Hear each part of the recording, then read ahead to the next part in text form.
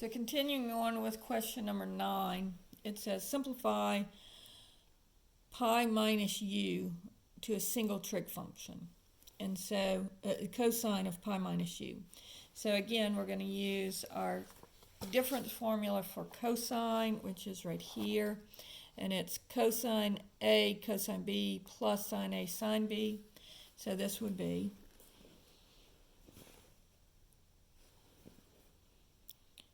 cosine of pi times cosine of u plus sine of pi times the sine of u. All right, so when we're looking at pi is right here, and on the unit circle, I usually do all 4 of them, but in this case we just need to really do the 1. So this is over -1 up 0. Here's pi. So my cosine, remember this one is my cosine of pi, and this one is the y-coordinate is my sine of pi. And so my cosine of pi is -1. And my sine of pi is 0. And so this is 0, so I just have negative cosine of u. So that's how you do that one. All right, so now this one is a little bit different because it's using the sum and difference formulas backwards. Okay, so here I have sine of x sine of 5x cosine 10x minus cosine 5x sine of 10x. So if I look at my sum and difference formula, the one that has sine of alpha cosine beta minus cosine alpha sine of beta is a sine of alpha minus beta. And so this is going to be the sine of 5x minus 10x is equal to negative 0.6, all right? So that gives me the sine of negative 5x is equal to negative 0.6, all right? Then I can pull a negative out. So that says the negative sine of 5x is equal to negative 0.6, or dividing both sides by -1, I get sine of 5x equals 0.6. Now, I am in, when the sign is positive, I would be in all students take calculus, either the first quadrant or the second quadrant. Right, so I think I'm going to move to a different sheet of paper to finish this one up. So I have, this is problem 10. It says the sine of 5x is equal to 0.6. So again, I will be in the first and the second quadrant. So now I'm looking for my reference triangle. My reference angle. And so on here, theta reference would be the inverse sine of 0.6. So again, make sure your calculator is in radians, and you're just going to go the inverse sine of 0.6. And that gives you 0.644 if you round it to 3 decimal places.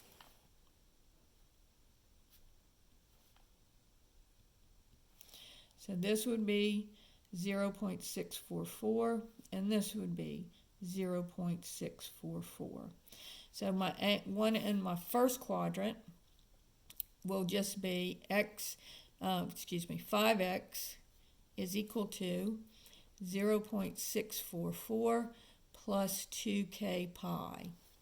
Okay, and now on this one, they want you to find just the smallest positive solution. So that's going to be this one. So we don't have to do all the k stuff. But I will show you how to do that just to make sure you know. So I'm going to divide everything by 5. And so I get x is equal to, so 0.644 divided by 5 gives me 0.129, rounded to 2 decimal places, plus 2k pi over 5. All right, so that on this one, the answer would just be 0.0129. That would be it. But I'm going to go ahead and show you how to do it if they ask for more than one. So first I'm going to let k equal 0, and then this is 0, so I get x is equal to 0.129. If I let k equal 1, then x would be equal to 0.129 plus k is 1, so 2 times 1 is 2, 2 pi over 5. So that would be 0.129 plus 2 times pi divided by 5 equals 1.39, or 1.386. Since I rounded to 3 decimal places there. Then I'm going to let k equal 2, and I'll go all the way to where I have 5 answers because I'm dividing by 5. So x would be equal to 0.129 plus, now I'm going to let k equal 2. So 2 times 2 is 4 pi over 5. So that would be 0.129 plus 4 times pi divided by 5. And that's equal to 2.642. All right, and then I would let k equal 3. I get x is equal to 0.129 plus, if k is 3, 2 times 3 would be 6 pi over 5. And so that would be 0.129 plus 6 times pi divided by 5 equals 899, rounded to 3 decimal places. And that's 4 answers. So finally, I'm going to let k equal 4.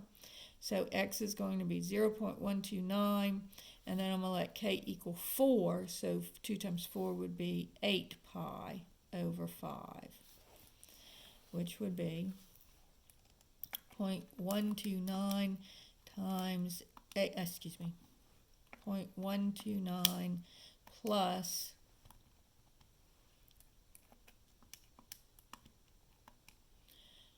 8 times pi divided by 5. And I get 5.156. All right, so that's how you do those. Now, I also would have this other one. So this was all in quadrant 1. So now I'm going to look in quadrant 3, and I'm not going to do all of these. I'll just show you how to do it. So here, x, notice this is pi. And so to get to this angle here, I would go pi and then go backwards 0.644. So this would be pi minus 0.644. So here, x would be equal to, or excuse me, not x, but 5x would be equal to pi minus 0.644, which was our reference angle. And so that would be 2.498.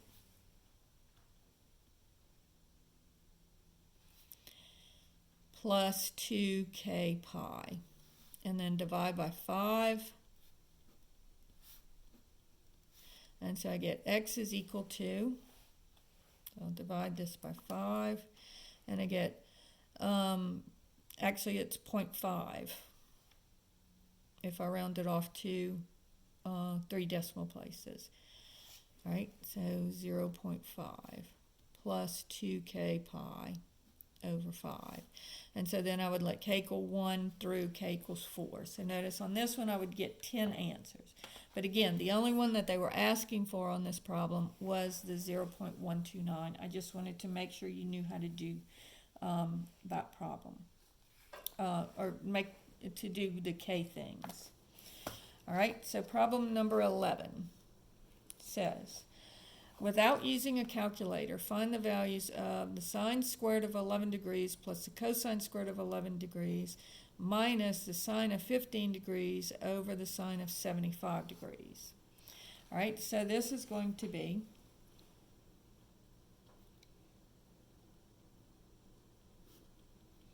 now you have to be watching for this,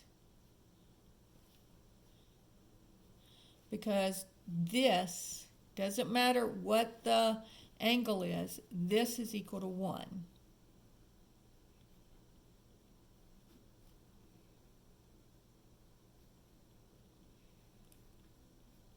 All right, so now these I'm going to have to use the sum and difference formulas on. So 15 degrees, let's see. We know 30 degrees, we know 60 degrees, and we know 45 degrees. So you can either use 45 degrees minus 30 degrees to get 15, or you can use 60 minus 45. I'm going to go ahead and use the 45 minus 60. It doesn't matter, you'll get the same answer. So this is going to be the sine of 45 degrees minus 30 degrees divided by the cosine of, and here I'll use 45 plus 30 degrees. Okay, so that gives me 1 minus, and the sine formula is, remember, sine is friendly, so it's sine of 45 degrees cosine of 30 degrees. And if this is minus, then this will be minus cosine of 45 degrees times the sine of 30 degrees divided by cosine of 45 degrees.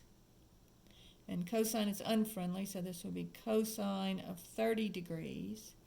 And then if this is plus, then this will be minus sine of 45 degrees times the sine of 30 degrees. All right, so that gives me 1 minus. Now let's draw the two triangles. So my 30-degree triangle looks like this: 1, 2, square root of 3, and here's 30 degrees. And my 45-degree triangle looks like this: 1, 1, square root of 2, and here's the 45 degrees. So sine of 45 is 1 over the square root of 2, and the cosine of 30 degrees is square root of 3 over 2, minus the cosine of 45 degrees is 1 over the square root of 2, times the sine of 30 degrees is 1/2, divided by the cosine of 45 degrees is 1 over the square root of 2, and the cosine of 30 degrees is square root of 3 over 2, minus the sine of 45, 1 over the square root of 2, times the sine of 30 degrees is 1/2.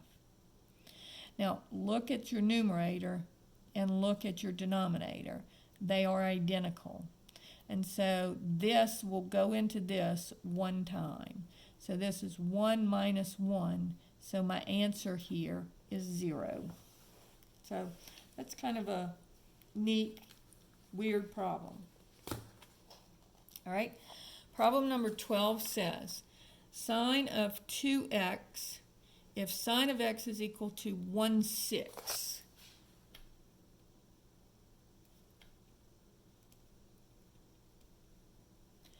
Find, first of all, part A, the sine of 2x.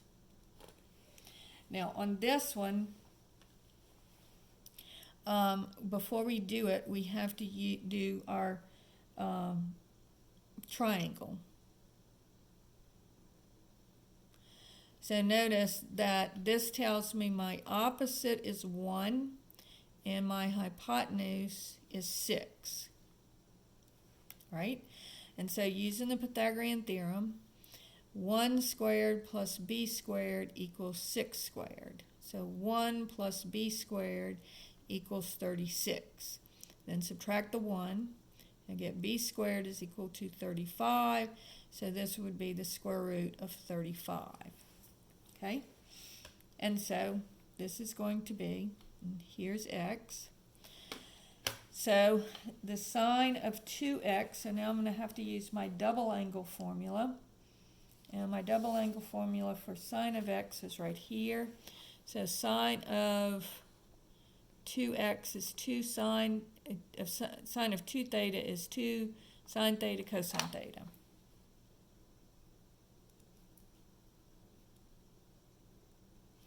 And so that's going to be 2 times the sine of theta is 1 over 6, and the cosine of theta is square root of 35 over 6.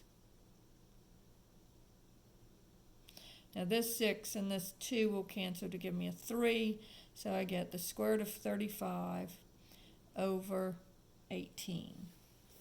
So that's part A.